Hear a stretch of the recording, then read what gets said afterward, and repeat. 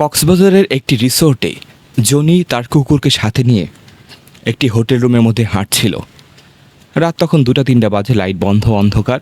তারা হাঁটাহাঁটি পায়চারি করছে, এদিক ওদিক যাচ্ছে, তারপর একটু বাইরে করিডোরে হাঁটাহাঁটি করছে। তখন রাত অন্ধকার, লাইটে সব বন্ধ বা লাইট কমানো। তখন তারা যখন রুমের ভিতরে ঢুকলো, কিছুক্ষণ পরে ওই রুমে কিছু লোক আসলো। আসার পরে কিছু মা মেয়ে ছিল, ছেলে ছিল। তারা দেখে হঠাৎ করে রুমে আসার সাথে চিৎকার করে তাড়াতাড়ি রুম থেকে বাইরে বের হয়ে গেল।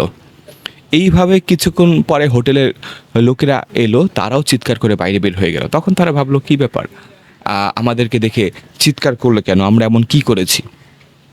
যাই হোক, ঘটনাটি আসলে যেটি ঘটেছিল, জনি আর তার কুকুর, এটি হচ্ছে কয়েক বছর আগে রিসোর্টে তারা এসেছিল। আসার পরে জনি তার কুকুরকে গুলি করে মেরে ফেলে এবং নিজেও গলায় ফাঁস দিয়ে মারা যায়। এরপর থেকে তারা ওই রিসোর্টেই থাকে, সবসময় ঘোরাঘুরি করে। যেই রুমে তারা ছিল সেই রুমেই রাতের বেলা আসে। আসলে তারা মানুষ ছিল না, তারা আত্মা হয়ে ভূত এসেছিল। এবং যারা তাদেরকে দেখে চিৎকার করা শুরু করলো, তারা মানুষ ছিল।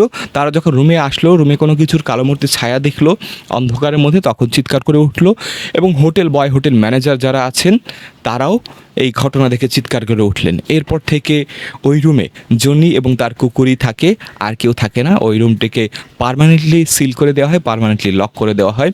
এবং কেউ যদি কম মূল্যে ভাড়াও নিতে চায়, তাকেও বলে দেওয়া হয় এই রুমে হচ্ছে থাকা যাবে না। যদি কেউ জোরাজোরি করে থাকেও, তখন সে একই ঘটনা ফেস করে এবং সেখান থেকে আবার বাইরে বের হয়ে যায়। গল্পটি ভালো লাগে শেয়ার দিতে ভুলবেন না। ধন্যবাদ।